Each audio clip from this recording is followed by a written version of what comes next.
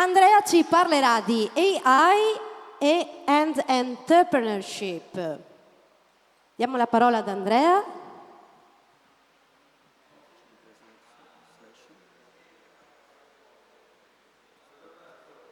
Come l'avete aperto?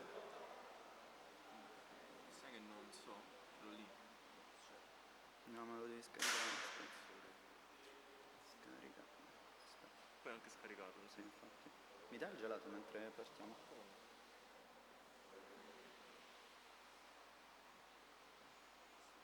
Viaggio!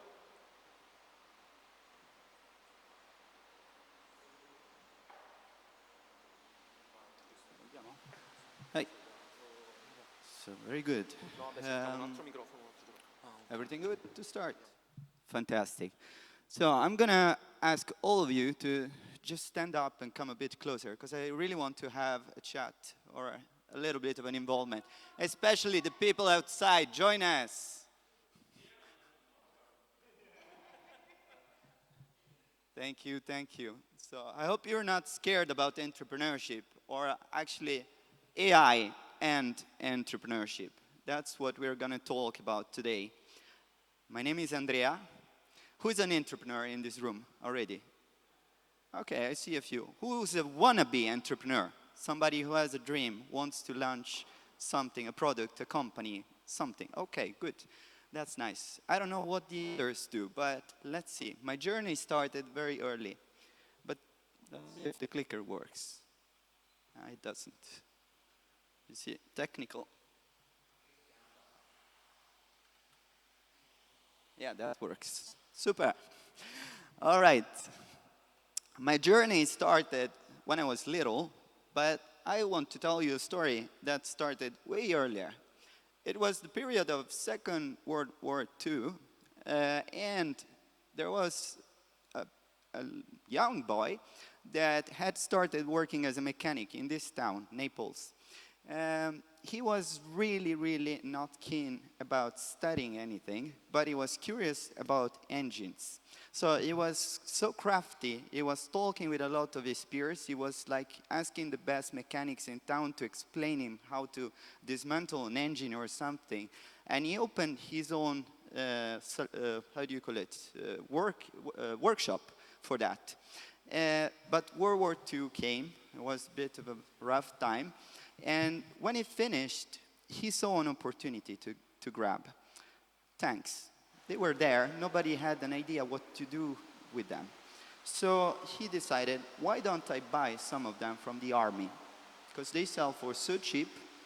And he brought them in his workshop here in Naples. Imagine that, people seeing tanks coming.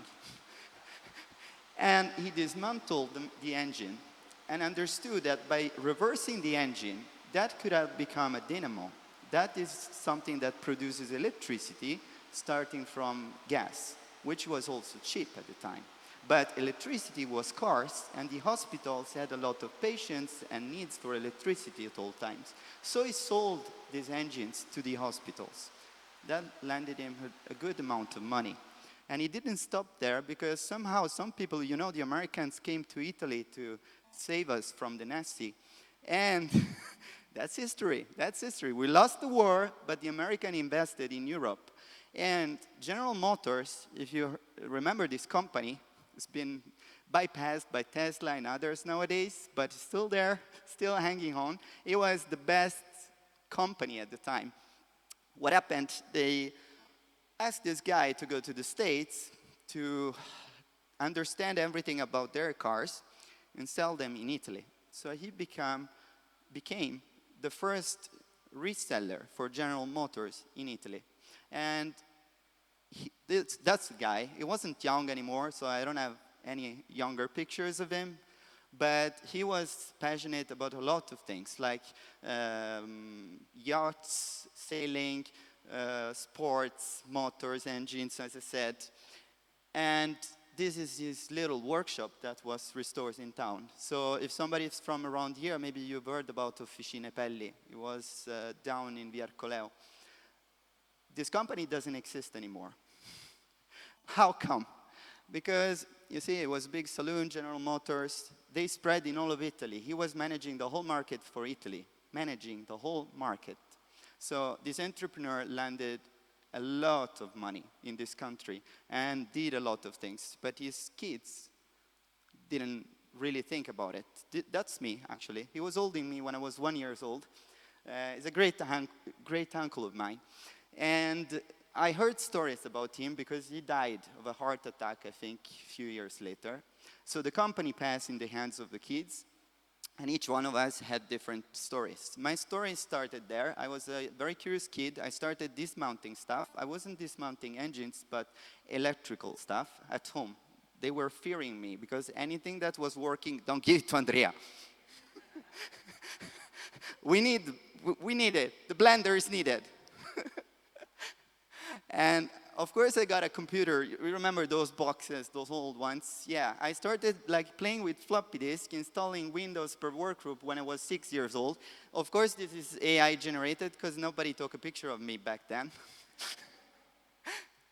But eventually I started thinking about this. And sorry if I sit down, I just want to pose for a picture because somebody's going to come here and take a picture of me here while I continue the story. So, what's inside things? What's going to be inside things? You want it like this? Yes. Perfect. So, let's get comfortable. Yeah, take a picture. What's inside things? What do you think? I will tell you something. What's beside the screen? Has anybody asked themselves? That's what I ask myself all the time. I went there to take a picture before the presentation. Now you see the beautiful altar behind the screen. All right. So, what's inside things? What makes things work? How does the world goes? But most importantly, I started thinking, that's not a miracle, but that was a book that was handed to me by my father, Bill Gates, The Road Ahead. So it was about the future. Imagine a kid reading about the future. What are we going to build? How the world's going to change? I had the computer. I could do many things with that. But what about the future? And that's when my room had computers everywhere, screens, stuff, electronics. You don't see it behind the desk, but was like wide open. I was like mounting my own computer at the time. And what makes humans work? So that was my question at some point. I was like, I like computers, but they're stupid. They don't do what I want. They just work. But how? And what brings humans into computers? So I started at the age of maybe 15, 16, asking me the question. And I started reading books, tons of books, neuroscience books. Why? Because they retro-engineer the brain. The brain works, but we don't know how. Okay? So we made aircrafts, for example, to fly, but we didn't study the birds. They flip their wings. When you fly with Ryanair, do they flip their wings? No. Different mechanics. So basically, we get inspired by nature, but we don't build like nature does. And that's the thing. So I started studying, and actually I wanted to work. I wanted to launch companies all the time. I had crazy ideas. I started with a company in the States. I got royalties for more than 300 products, and I was only 20 years old. But my dad was like, no, you have to study. You have to go to university. You need the title. People won't bother. I was like, yeah, but great-uncle, he wasn't an engineer. Everybody was calling me engineer. He was the entrepreneur, the CEO of the company. Nobody cares. So I was like, why should I? But they sent me, or at least I sent myself to Sweden. Why? Because they understood AI was coming. It was in the States, but Sweden got it. We need to create a program about this. So AI started with Alan Turing in the 40s. There were mathematicians, statistics, a lot of stuff. Well, when I landed there, we were working with deep learning. Deep learning was the way we understood neural networks could replace a brain. They cannot really, but it was an advanced idea. And that thing landed in the hands of many people, and out of chance, somebody said, all we need is attention. What does that mean? Nobody knows, but they built something that was putting attention on these neural networks, and all of a sudden we got large language models. That's the thing you have behind ChatGPT, Claude, and such. Now, this thing is not AI. That's just one product out of a million things that have been studied, and I know all the mathematics behind it, but what do we do with it? I want to build companies. So I started, of course, studying books about companies. Books. You learn, and then you try to apply, but everything I try to apply is always obsolete, because Every time I go there, now they've changed. Now the business, the VCs, they don't ask you anymore for a business plan. Burn the business plan. Why? I studied that. No, burn it. Why? They need the motivation. They need this. They need that. They need an MVP, minimum viable product. Go build it. And it took time. If you remember, it took time. So companies are built, they grow, they are created, they land employees. Those are concepts that were developed after my great uncle built his company. That wasn't the truth back then, but it was a few years ago. Now, what happens is this, that along the years, many companies started landing more revenue, annual recurring revenue, by having less and less employees. Why? Because automatization, computer, this went faster and faster and faster and faster, up to the point that there was this company, Midjourney, is the first that generated images with these large language models. Do you know how many employees they had at the time they reached 500 million as recurrent revenue? Guess. 30. Oh, that's a very good guess. No. Okay, so the estimate would have been thousands to land that money. But in fact, they only had 100 employees. So, and that is actually drastically going lower and lower. How much time left do I have? 8 minutes, that's a good time. So I can give you a bit more details about this. So the biggest organizations went smaller and smaller. Why? Because automation is becoming cheaper.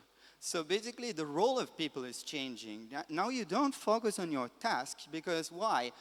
A lot of people can do different things like create entire marketing campaigns, produce content, Midjourney. They can analyze market, they can build software. They don't need an electronic engineer to build a computer. They can get like a software house to ship chips that can be just installed with a few lines of code from Claude. You can have a computer nowadays. You don't need a degree like me in electronic engineering. Who studies that anymore? That's changing. So activities that required entire departments now can increasingly be performed by a very small team. That's the future. So what if the most valuable companies founded 10 years from now don't hire a single employee? Imagine solo founders, solopreneurs. That's becoming reality, actually. So what if intelligence itself becomes abundant? Because we have 8 billion people on this planet, but what about all this extra intelligence that's coming hand? That's going to make human intelligence cheaper. Would you say so? People have nothing to do anymore? And I'd say that's not reality. Why? Because AI is not a tool. It's not replacing humans. It's an operating system. I'll show you why. So the winners won't be bigger. They won't be company with many employees. They will be actually faster. So fast, speed is the key word here, okay? Faster. AI doesn't eliminate people, it amplifies individuals, okay? It doesn't amplify yet teams. It could, maybe in the future, but it amplifies the individual tasks. So you can automate a lot of the things you do. Prediction number one is that the next generation of highly successful companies will be dramatically smaller than their predecessors, okay? There's no way this is not gonna happen, I promise you. AI will become the baseline, so what will become scarce? Guesses? Nobody? Humans, why? We have 8 billion. Connections, I hear. Yes, connection is getting on the direction. Community, connection, but also trust. Who knows this? Trust. Trust is a very important thing that we need to focus on in this period. Why? Because a lot of automated systems will come with offers automatically. They will run our errands. Do we trust the system that pays for us, that holds our credit cards, does the shopping, takes decisions for us? Who builds that system? Who's the solopreneur behind? We need to know that Andrea was building that system. We trust Andrea, therefore we trust the AI that Andrea spread out there to help us in our daily tasks. That's what we're building. We're building human connections. So I will leave the slide deck and the video to check this stuff, but imagine this, you need proprietary data, you need speed of learning because you want to acquire all the knowledge about a certain business, okay? Go vertical about the people who work in that sector, why people want a certain product, why do they love it, get familiar with the business, but then build trust, human trust, relationships. So prediction number 2 is in that the AI era, the most successful entrepreneurs will combine this machine intelligence with deeply human relationships. Old playbook, build, hire, scale, control. Big corporations. New playbook is becoming validate, automate, learn, and orchestrate. Orchestrate is a new word you're hearing more and more. Why orchestrating? Because orchestrating is about the fourth step on this slide. You automate things quickly, okay? You have the ability to automate. Good, save the slides. You can validate. Validation is something really important because when you build something, then you ask the stakeholders, do we really need it this way or not? Validate, go build the trust, ask the people, would you use it? Why not? And then just build quickly, okay? Don't spend time building like a dinosaur that will be dead before you launch it. Just build some prototypes, give it to people, let them play with it, ask them. Even if AI builds it for you and does it not the way you want it, ask people, would you buy it? Would you trust me to build this for you?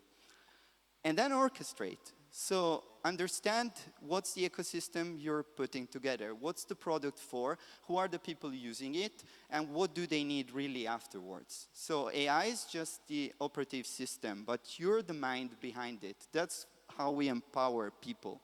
So the prediction number 3 is that the most successful founders of the next decade will behave more like conductors in an orchestra than the operators in a factory, okay? No more factories, we don't like those. 5 years from now, AI will feel as normal as the internet feels today, all right?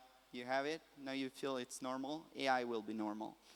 The tools will change, platform will change, models will change, but what remains constant is entrepreneurship. He started with my great uncle with a different story, different tools, different times, different way of building. It continued with me, it will continue with you and with your sons and grandsons. Everything will change, but humans will always see opportunities. Thank you.